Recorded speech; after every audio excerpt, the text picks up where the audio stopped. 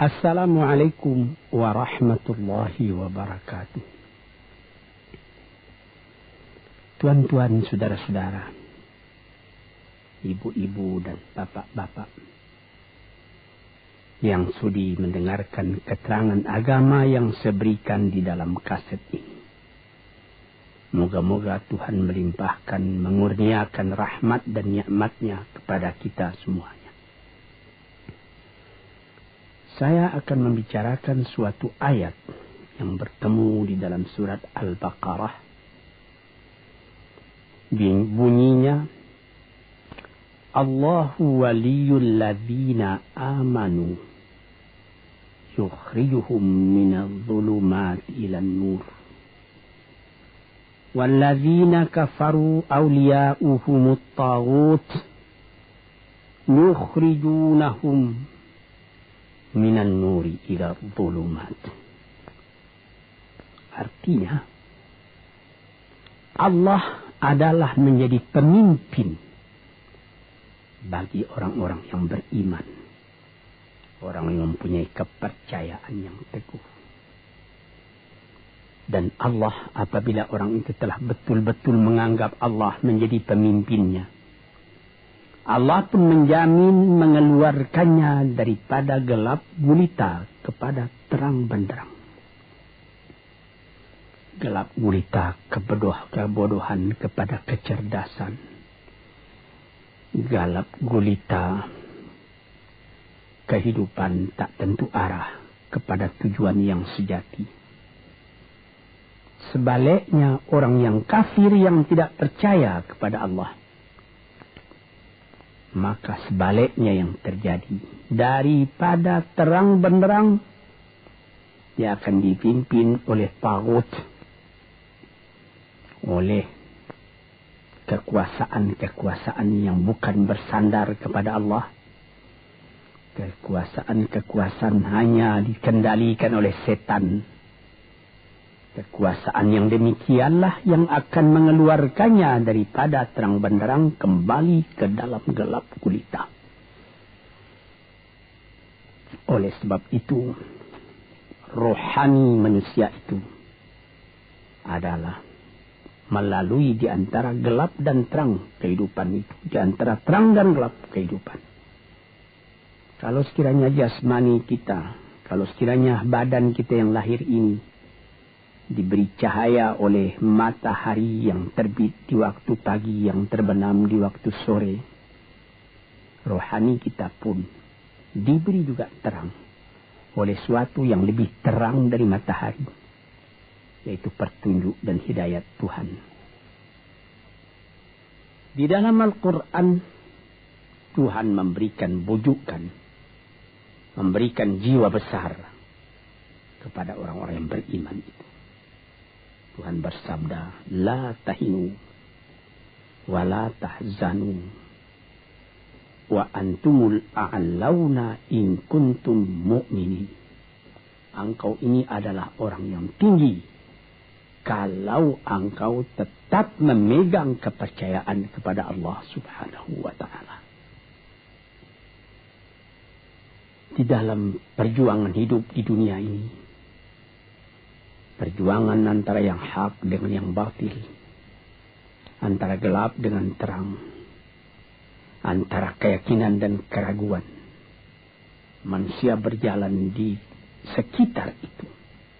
Di kiri dan di kanan kita berjumpalah gelap dan terang itu. Maka diberilah pedoman manusia tadi. Apa pedoman?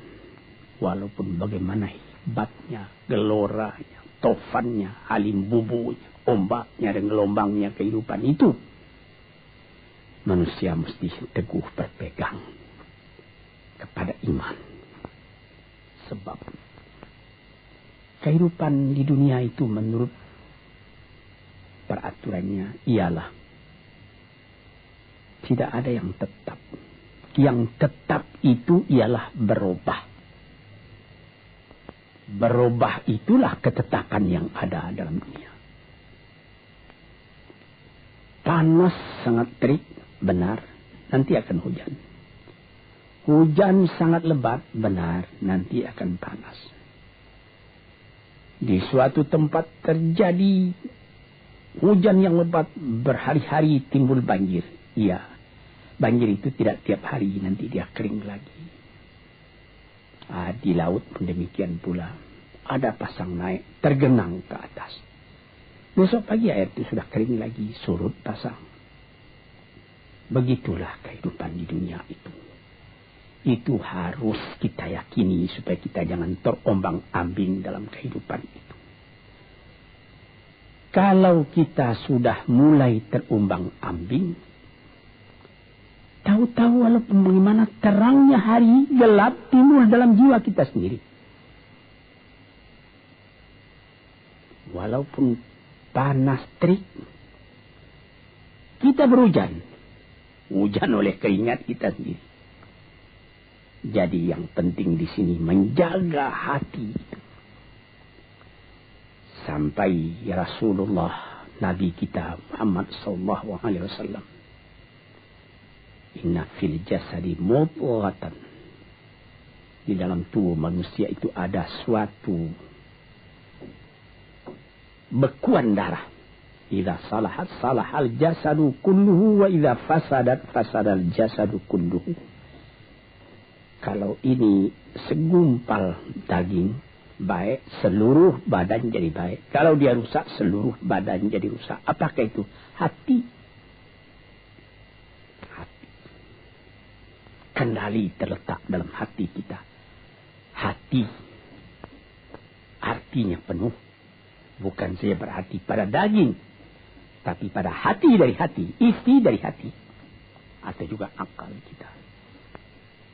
Sebab itu, maka kalau satu waktu saya pernah mengajarkan doa yang mengandung 8 sifat-sifat lemah menghilangkan kemerdekaan manusia. Hari ini saya pun akan mengajarkan doa yang diajarkan juga oleh Nabi. Bagaimana menjaga hati tadi. Di situ dalam doa itu ada tersebut 4 perkara. Apa disebut? Allahumma inni a'udzubika min qalbin la yakhsha'u wa min ilmin la yanfa'u wa min nafsin la tashba'u wa min du'a'in la yusma'u. Jadi 4 perkara. Yang pertama, Allahumma inni a'udzubika min qalbin la yakhsha'u. Aku sangat berlindung kepada Engkau ya Allah. Janganlah sampai terjadi hati saya itu tidak khusyuk lagi. Ini bahaya ini. Mulai bahaya mengancam kepada manusia. Kalau hatinya tidak khusyuk lagi. Hati khusyuk yaitu. Hati itu tentu jelas tujuannya kepada Allah. Allah menjadi pegangannya. Allah menjadi bentengnya. Allah menjadi ingatannya. Allah menjadi tujuannya. Dan kepada Allah dia kalau sembahyang menghadapkan diri, menghadapkan hati. Maka permohonan kita yang pertama kepada Tuhan, ya Tuhanku, janganlah sampai hati saya ini tidak khusyuk lagi. Sebagai orang Islam, kita sembahyang 5 waktu. Di dalam Al-Quran dikatakan sembahyang itu ialah khusyuk. Terpadu ingatan kepada Tuhan. Tapi kalau kita sudah, hati itu sudah mulai ditumbuhi penyakit. Walaupun sembahyang, mulai sejak Allahu Akbar, pikiran sudah menjalar kepada yang lain. Piutang belum menerima, utang belum terbayar. Makanan belum masak, macam-macam lah yang teringat. Padahal kita dalam sembahyang. Ini apa arti sembahyang tadi lagi? Ini sudah mulai berbahaya ini. Banyak orang yang tidak meninggalkan sembahyang, tapi tidak ada bekas dari sembahyang itu kepada kehidupannya. Di dalam sembahyang kita baca inna salati wa nusuki wa mahyaya wa mamati lillahi rabbil alamin. Sesungguhnya sembahyangku dan ibadatku dan hidupku dan matiku sama sekali terserah kepada Allah. Ini dirasakan dalam hati, bukan cuma disebut di dalam mulut. Sebagaimana dikatakan, bukan jadi lip and service sebagai sapu tangan penggosok-gosok mulut, bukan begitu. Yang dari hati. Kalau sudah dari hati yang khusyuk, ini berbekas kepada kehidupan. Aku tak takut menghadapi segala keadaan dalam hidup, sebab hatiku bertali dengan Tuhan. Dari Tuhan aku datang, kepada Tuhan aku akan kembali. Ini namanya hati yang khusyuk. Tapi kalau sekiranya bacaan tetap fasih, tapi tidak ada lagi dari hati, melainkan rutin saja. Mayang 5 waktu sehari semalam, tapi tidak merubah kepada perangai tandanya sembahyang tadi tidak khusyuk. Ini yang pertama kita minta kepada Tuhan. Janganlah sampai kita mempunyai hati yang tidak khusyuk, hati yang tidak teringat kepada Allah. Kalau hati tidak ingat lagi kepada Allah, maka segala pekerjaan yang terlarang sudah ringan saja kita mengerjakan. Menipu, berdusta, membujuk orang lain mengerjakan perbuatan yang salah, mencela, memaki. Itu karena tidak ingat kepada Allah, cuma ingat kepada diri sendiri saja. Ini yang pertama. Yang kedua dikatakan, wa min ilmin la yanfa'. Dan aku berlindung kepada Engkau ya Allah daripada ilmu yang tidak memberi manfaat. Padahal disebutkan oleh ahli-ahli, ilmu yang memberi manfaat itu membawa manusia kepada iman. Al-ilmu yad'u ilal iman. Ilmu itu membawa manusia kepada iman. Sekarang sudah ilmu banyak, tapi tidak membawa kepada iman, melainkan membawa kepada celaka. Sudah maju kepandaian orang, ilmu, pengetahuan orang, teknologi orang, sains orang, knowledge orang, dan segala macamnya. Tapi tidak ada manfaatnya kepada manusia. Cuma bahaya karena ilmu tadi yang datang kepada manusia. Sebagaimana ilmu manusia di abad ke-20 yang sangat penting, yaitu tentang tenaga atom. Maka timbullah bom atom, bom hidrogen, nuklir. Sehingga manusia diancam sekarang ini oleh bahaya atom itu di mana-mana. Apabila kita lihat di televisi, bagaimana mengadakan demonstrasi di Australia, di Jerman Barat, di tempat-tempat yang lain, melihat bagaimana bahaya atom itu kalau terjadi perang dunia yang ketiga. Ya Rabbi ya Karim, bom atom yang jatuh di Hiroshima itu belum ada artinya dibandingkan dengan bom yang sekarang, yang sedang disimpan oleh kerajaan-kerajaan, oleh negara-negara besar untuk menghancurkan. Ini ilmu ini. Tetapi ilmu yang membawa bahaya, bukan saja tidak memberi manfaat, bahkan memberi bahaya. Di sini terasa oleh kita bahwa ilmu yang ada itu pun mesti dikembalikan atau dikendalikan oleh iman. Kalau tidak, maka nyawa manusia ini akan dipandang sebagai sampah saja. Dijatuhkan satu bom hidrogen ke dalam kota Jakarta ini, na'udzubillahi min dzalik. Umpamanya dimasukkan ke kota Jakarta ini satu bom hidrogen saja, itu sudah habis penduduk Jakarta yang lebih dari 5 juta ini. La haula wala quwata illa billah. Ini diminta kepada Tuhan, ya Allah, majulah ilmu manusia, majulah teknologi manusia, tetapi jangan hendaknya kemajuan itu membawa kepada bahaya. Jangan ilmu pengetahuan itu membawa kepada yang tidak memberi manfaat. Ini doa yang kedua kepada Allah, Tuhan sarwa sekalian alam. Yang ketiga disebut lagi, wa min nafsin la tashba'u. Dan aku berlindung kepada Allah daripada nafsu, daripada diri, daripada ego, daripada tiap-tiap masing-masing diri ini yang tidak merasa kenyang. Ini juga bahaya besar. Inilah yang menimbulkan penjajahan di dunia. Inilah yang menimbulkan, disebut dalam bahasa Arab, al-ghazwul fikri. Penjajahan. Sesudah Perang Dunia Kedua sudah banyak negeri-negeri yang merdeka. Tetapi sekarang timbul lagi penjajahan baru.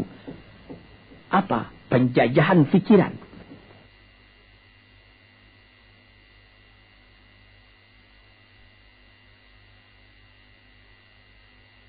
Sehingga bangsa yang merdeka tadi tidak merdeka lagi fikirannya. Dia merdeka di dalam meniru kepada bangsa yang lebih kuat. Itu namanya terjajah juga. Jadi tuan-tuan yang terhormat, apa pangkalnya ini? Daripada nafsu serakah manusia. Nafsu serakah manusia sebagaimana tersebut di dalam hadis. Lau kana libni adama wadiyani min zahabin labtagha salisan. Wa ma yamla'u jawf ibni adama illa turab. Kalau manusia itu mendapat suatu lembah yang penuh dengan kekayaan emas, suatu lembah, dia ingin supaya mendapat satu lembah lagi yang penuh juga dengan emas. Dapat 2 lembah, dia minta 3 lembah lagi yang penuh dengan iman. Nafsu manusia tidak pernah kenyang. Padahal akhirnya kalau dia sudah menutup mata, tidak ada yang akan memenuhi perutnya melainkan tanah. Saya teringat akan cerita yang disampaikan oleh Graf Leo Tolstoy, pujangga Rusia yang terkenal, bahwa orang yang tidak mempunyai nafsu yang kenyang itu, pada suatu hari katanya, ada satu orang kaya mempunyai tanah yang luas. Dia mengatakan kepada orang, boleh tuan-tuan mengambil tanah kepunyaan saya ini, berapa tuan suka, berapa tuan mau. Syaratnya cuma begini, sepanjang yang tuan berjalan dari timur ke barat, lantas sebelum matahari terbenam, tuan sampai kembali ke tempat tuan melangkah pertama tadi. Berapa saja tuan suka, boleh ambil tanah ini. Maka datanglah si tamak tadi. Tuan yang punya asli tanah tadi mengatakan, bawalah bakal, jangan lapar di jalan nanti. Baik, dibawanya nasi sebungkus, dia berjalan, jalan. Dari pukul 7 pagi. Kalau diambil kekuatan, hendaknya pukul 10 dia sudah makan. Melangkah lagi beberapa ratus meter atau sekian, nanti boleh kekuatan buat kembali. Sehingga sebelum matahari terbenam, dia sudah sampai ke tempat dia menuju bermula. Tetapi ini orang bernafsu betul, dia minta supaya banyak tanah yang didapatnya. Dibawanya nasi sebungkus, tapi dia tidak jalan di tengah jalan, tidak berhenti, kan nanti berapa meter itu nanti kalau saya berhenti, tanah yang kurang buat saya. Dia terus berjalan. Dia tidak ingat bahwa kekuatan masa pergi yang lebih cepat dengan kekuatan masa pulang yang lambat itu dia tidak taksir. Dia berjalan saja cepat-cepat. Sudah pukul 1 hari, sudah jauh perjalanan. Lantas nanti kembali. Kelemahan badan, kondisi dan suatu situasi tidak sama lagi. Tidak secepat dia pergi dahulu lagi dia pulang kembali. Maka bukan pukul 7 dia sampai, atau pukul 5 sore tadi dia sampai ke tempat dia berjalan bermula. karena dia jalannya sudah lunglai, kaki sudah penat, badan sudah letih. Kira-kira baru pukul 2 dia tidak dapat berjalan lagi karena sudah lapar. Dia coba makan sedikit pun tidak bisa lagi seenak makan yang tadi. Habis makan pun dia berjalan lagi. Pukul 3 dia terhenti. Jauh lagi baru sampai tempat yang pertama. Menurut syarat yang diberikan oleh mempunyai tanah yang pertama, kalau engkau tidak sampai ke tempatmu yang pertama tadi sorenya, tanah ini tidak engkau dapat lagi semua. Memang tidak sampai dia. Pukul 4 dia sudah berhenti berjalan, tidak kuat lagi. Mata sudah gelap. Akhirnya karena terlalu capek, terlalu penat, mati dia di tengah jalan. Berapa dia dapat tanah tadi lagi? Cuma sepanjang badannya untuk kuburannya, yang lain tinggal semua. Ini satu misal yang dibawakan oleh Graf Leo Tolstoy yang sesuai dengan hadis Nabi tadi. Nafsul la tashba. Diri manusia yang tidak pernah merasa kenyang. Kita berkehendak tidak berbatas. Tapi tenaga kita sendiri berbatas. Ini kerap kali tidak difikirkan oleh manusia. Dia punya angan-angan. Dia punya macam teori yang dikeluarkan.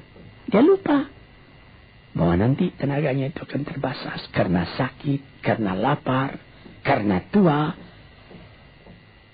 Sebagaimana pepatah dari nenek moyang kita, tanda-tanda dikirimkan lebih dulu bahwa kita tidak akan lama lagi di sini. Apa? Rambut, gigi, mata sudah mulai kabur. Uban sudah mulai bertabur. Gigi sudah mulai gugur. Kulit sudah mulai kendur. Kalau mata sudah kabur, uban sudah bertabur, gigi sudah gugur, kulit sudah kendur, sudah 4 perkara. Yang kelima ialah pintu kubur. Nah, ini kerap kali manusia lupa yang demikian. Sebab itu dikatakan, ya Tuhanku, janganlah sampai aku ditumbuhi oleh penyakit nafsu yang tidak mau kenyang-kenyang itu. Nah ini. Kemudian itu timbul lagi doa yang keempat. Disebutkan di situ, wa min du'a illa yusma. Ini lebih berbahaya lagi. Ini sudah puncak dari bahaya. Apa artinya? Dan aku berlindung kepada engkau ya Allah daripada doa yang tidak didengar lagi. La ilaha illallah. Mendoa ya Allah, kasih aku ini, kasih aku kesempatan, tapi tidak didengar lagi. Tuan-tuan, para pendengar kasetku yang tercinta, ada tersebut dalam hadis Nabi, wa malbasuhu haramun, wa mashrabuhu haramun, wa ghudhiya bil haram. Ya Rabb, fa'anna yustajabulah. Ash'asa aghbara. Badan sudah penuh dengan kotoran, penuh debu. Yamudu ilaihi ila sama, menadahkan tangan keduanya ke langit. Ya Rabbu, ya Tuhanku, tolong aku, ya Allah, bela aku. Padahal yang dimakan haram, yang diminum haram, dibesarkan dengan yang haram. Fana yustajabulah. Dengan jalan apa Allah Ta'ala akan mengabulkan doa itu? Badan kotor menghadap kepada yang bersih, meminta diberi kebersihan. Bagaimana caranya? Tuan-tuan yang terhormat, pernah dalam Quran Tuhan mengatakan, la yanzuru ilaihi wa la yukallimuhum Allah wa la yanzuru ilaihi. Allah tak mau mengajak dia bercakap dan Allah tidak memandang kepada dia. Saya sendiri dengan segala kerendahan hati mengatakan bagaimana beratnya kita bertemu dengan seorang orang besar Lalu dia mengulurkan tangan kepada kita. Tapi mata kita tidak dilihatnya. Sengsara rasanya. Bagaimana dengan Tuhan kalau Tuhan tak mau melihat kita? Nah, sebab itu, para pembaca, pendengar kaset yang tercinta, berdoalah kepada Tuhan supaya hati kita selalu terbuka. Jangan sampai kita mempunyai hati yang tidak khusyuk, ilmu yang tidak memberi manfaat, jiwa yang tidak pernah kenyang, dan doa yang tidak didengar. Ya Allah, dengarkan doa kami dan tunjukkan kepada kami jalan yang benar dan beri kami terang dalam kehidupan ini. Yang keempat ialah wa min du'a illa yusma. Dan aku berlindung kepada Engkau ya Allah, jangan sampai doaku tidak terdengar, tidak didengar oleh Tuhan. Sebagaimana kita tahu, doa itu adalah mukhul ibadah, tulang sumsum daripada ibadat kita sendiri kepada Tuhan. Segala perbuatan kita patrikan dengan doa, dengan harapan mudah-mudahan diizinkan oleh Allah. Disampaikan maksud kita, macam-macam yang kita minta kepada Tuhan. Tapi kalau doa itu sudah tak diperdulikan lagi oleh Tuhan, apa celaka kita, apa daya kita, apa upaya kita? Di sini kita melihat apa sebab maka doa tidak didengar oleh Tuhan, tidak diperkenankan oleh Tuhan. Tentu saja bukan dari salah Tuhan, melainkan dari salah kita sendiri. Di dalam Al-Quran dikatakan, Iyyaka na'budu wa iyyaka nasta'in. Al-Fatihah tersebut, kepada Engkaulah kami menyembah, ya Allah, dan kepada Engkau kami minta tolong. Tapi dengan tidak sadar, kerap kali kita berbuat terbalik. Iyyaka nasta'in wa iyyaka na'budu, kepada Engkau kami minta tolong, lalu kepada Engkau kami menyembah. Minta tolong dulu baru menyembah. Minta tolong banyak-banyak tapi terima kasih tidak ada. Tentu saja tidak didengar oleh Tuhan. Di dalam satu hadis tersebut, Asy'asa al-ghabbara yamuddu yadayhi ila as-sama'i ya rabbu ya rabb, wa mat'amuhu haramun wa mashrabuhu haramun wa malbasuhu haramun wa ghudhiya bil haram fa anna yustajabulah. Badan sudah kotor, sudah berkerunyut, kesusahan, kegelisahan kehidupan terbayang kepada tubuh sendiri. Lalu menadahkan tangan ke langit meminta kepada Allah, ya Tuhanku, ya Tuhanku. Bagaimana Tuhan bisa mengabulkan? Dengan pikiran yang kotor engkau menghadap kepada Tuhan. Kalau tidak terkabul, jangan Tuhan yang disalahi. Hatimu sendirilah salahi. Apa yang engkau perbuat dalam kehidupan ini? Di mana terdesak engkau ingat kepada Tuhan. Di zaman kesenangan engkau lupakan Tuhan. Di dalam mendapat percobaan engkau merengek mengadu kepada Tuhan. Jiwa yang seperti ini janganlah sampai timbul pada diri kita sendiri. Saya sudah mengalami apabila saya berhadapan-hadapan dengan orang besar. Saya ingin dia menghadapkan matanya kepada saya. Apa kabar saudara? Kabar baik. Dia lihat mata saya lihat mata dia. Tapi kalau ketika dia bersalam dengan saya, dia melihat kepada orang lain, bukan main sakit hati saya. Apa salah saya maka dia begitu? Mengapa tidak saya yang dipandang? Sedangkan dengan sesama manusia lagi begitu perasaan kita. Bagaimana dengan Tuhan? La yanzuru ilaihim wa la yukallimuhum. Allah tidak memandang sebelah mata kepada Allah, kepada kita. Allah tak mau bercakap dengan kita sepatah pun. Langit mana tempat kita bernaung, bumi mana tempat kita berpijak kalau sudah demikian keadaannya. Nah, ini yang dijaga tuan-tuan yang terhormat dalam doa keempatnya itu. Hati janganlah sampai tidak khusyuk. Ilmu janganlah sampai tidak memberi manfaat. Nafsu janganlah sampai tidak kenyang. Dan doa janganlah sampai tidak didengar. Saudara-saudara, moga-moga Allah memberikan kepada kita hati yang terang. Sebagaimana ayat yang mula-mula saya sebut tadi, Allahu waliyul ladzina amanu yukhrijuhum minadh dhulumati ilan nur. Allah lah jadi pemimpin bagi orang yang beriman sehingga dari gelap gulita dibawa dia oleh Tuhan kepada terang benderang. Walladzina kafaru, tetapi orang-orang yang sudah tidak ada kepercayaannya kepada Tuhan.